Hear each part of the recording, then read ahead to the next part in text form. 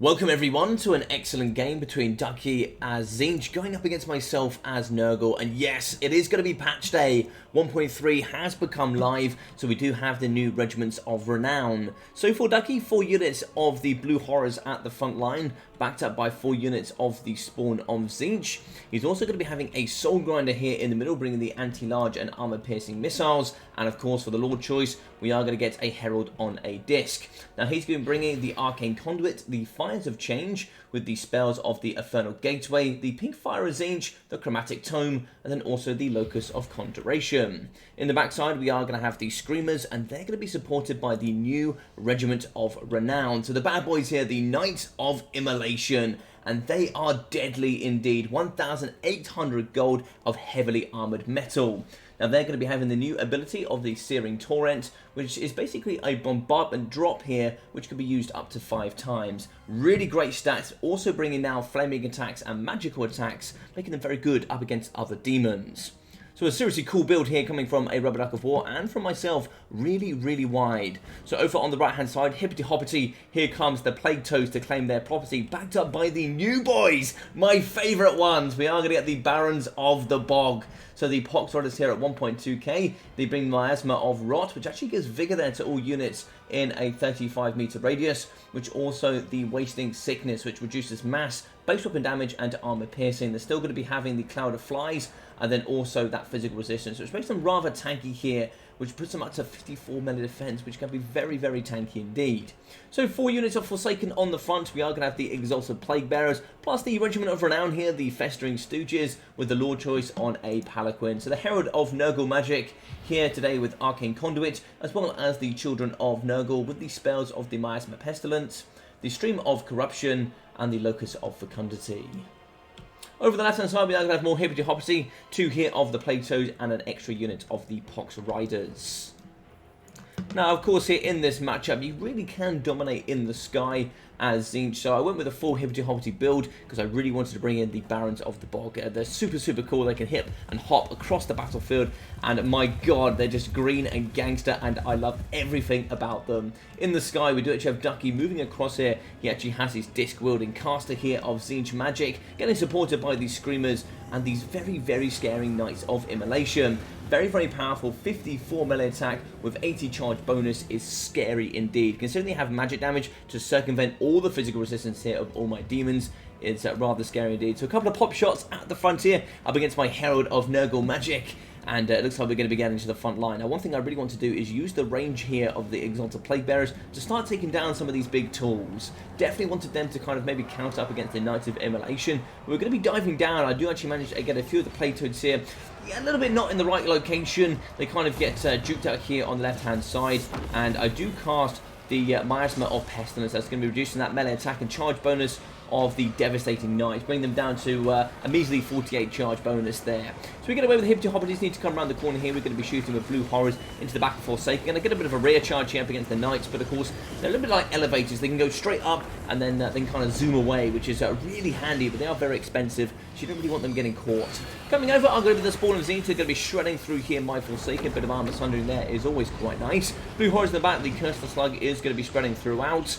And then we're going to be seeing Spawn and Blue Horrors here just across the battlefield doing lots and lots of good damage. Exalted Plague Bearers do sadly get engaged in melee combat. They do get a couple of missiles off, nothing really too much to write home about. Most of my Forsaken there do kind of charge to the front line a little bit early doors, but I needed to compromise many of the Blue Horror fire here to try and see that we don't get too much damage on my hippity hoppity. Because they're coming here to claim their property up against the Spawn of Tzeentch, and of course the boys here do bring poison, magic damage and all these great stats as they fight and kind of take down a lot of the boys here in the back line. We do see Blue Horrors firing here across the battlefield. We do actually see these Soul Grinders still going to be launching those big bolts into basically the front of my Plague Toads. And of course they're going to be anti-large and armor piercing, so lots of damage there to come forward. Spawn of Tzeentch and the most beautiful spell in the game here of the Infernal Gateway, shredding through my Festering Stooges. You can see these bad boys are just incredibly tanky. They take that like the champions they are. Now they're going to be getting back into the front line. So the Hobbity here, we do actually have the Barons, which are going to be fighting up against Blue Horrors, trying to claim what sort of property they can here in the middle. Going to be giving some good healing with the Locust of Fecundity coming from the Herald of Nurgle. Wanted to keep these boys together, keep as much healing as possible. You can see Ducky's really spread across the battlefield here, so I needed to compromise, prevent here the big Soul Grinder from shooting. Kind of throwing most of these Forsaken into the dust, but you know, it is what it is. There's not a lot I can do. And charging here, we do actually have the Knights of Immolation. They're going to be kind of taking down my Exalted Plague Bearers. They're going to be armor sunders, so that mass weapon strength, which doesn't really have much armor piercing here from the Doom Knights, is really going to be shredding through my Exalted Plague Bearers. In the backside here, we do see Blue Horrors now going back to the realms of Tzeentch. And it looks like the Plague Toads are going to be following suit rather soon. We do see the spawn of Tzeentch very, very powerful indeed. They are unbreakable. They do have mass weapon strength, but of course they do have they have been poisoned here, so of course that is going to be getting a nice reduction, but they're going to be very good here up against my Plague Toads. Same can be said on the left-hand side. We have Forsaken fighting alongside the Blue Horrors here, and it's going to be a pretty interesting matchup. We do get a Stream of Corruption down the line, doing some pretty decent damage, really trying to whittle most of the infantry so we can force some of these flyers to land permanently. In the backside here, the Soul Grinder is going to be fighting, shooting, I think, up against my Lord Choice, trying to do as much damage as possible. We're going to be getting a second Infernal Gateway going down on the Festering Stooges. And if you wonder just how powerful these bad boys are, as two very expensive area of effect damage spells still can't take down the big chunky boys. Plus, we're also going to be getting the Spawn of Tzeentch on top of them, doing some great damage indeed. In the middle here, we are going to be having the Barons of the Bog fighting quite nicely, still at 2,700 HP, and they do now manage to whittle down the majority of the Blue Horror infantry. Now, they're going to be at 90 kills so far, so pretty good work overall. And we do see the Doom Knights coming across. Looks like they're going to be targeting up against the Exalted Plague Bearers.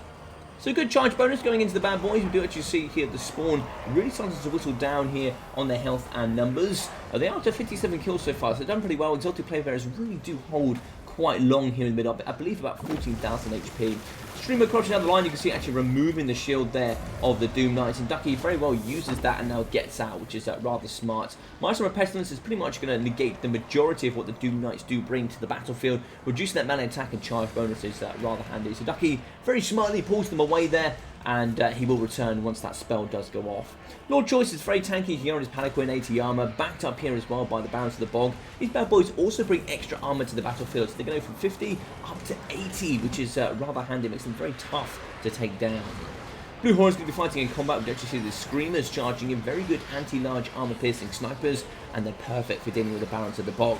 But we fight in there, we hold true with the Hobbity as they try and claim all the property here of the Blue Horrors. They're really shredding through these bad boys, nice anti-infantry, and it looks like they're going to be doing rather well here in the backside.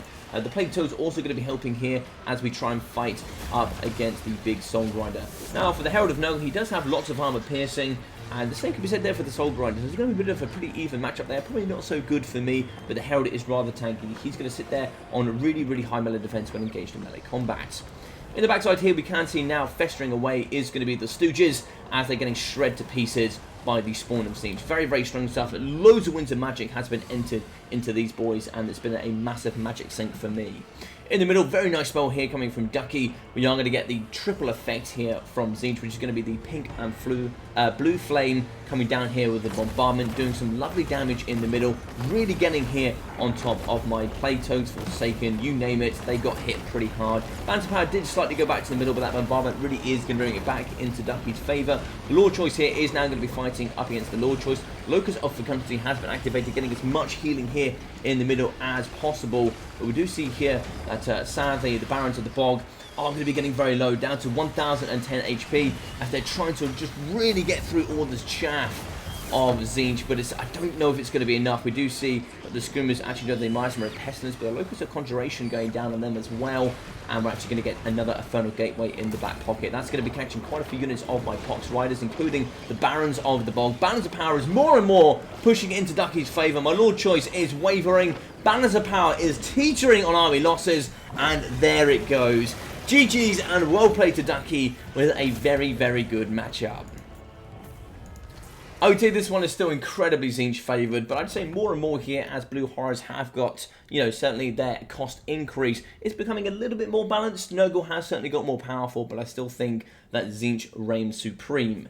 Now, very fun matchup here, the Herald of Nurgle for myself, coming in at 530, 1,000 for the Festering Stooges, 121 kills, 640 for the Barons of the Bog. Wasn't really too much there for me to get into, but I really wanted to show these bad boys off. 1,200 for the Exalted Plaguebearers, so these bad boys still doing pretty well in the matchup. 840 there for the Pox Riders, Forsaken 250, 440, 600 and 400 with 150, 140, 150 and 375 there for the Plague Toads. So I'd say in this matchup, I'd say Hippity Hoppity Plague Toad property is probably not what you want to be bringing. However, nonetheless, it's, you know, I really wanted to show them off, so it is what it is.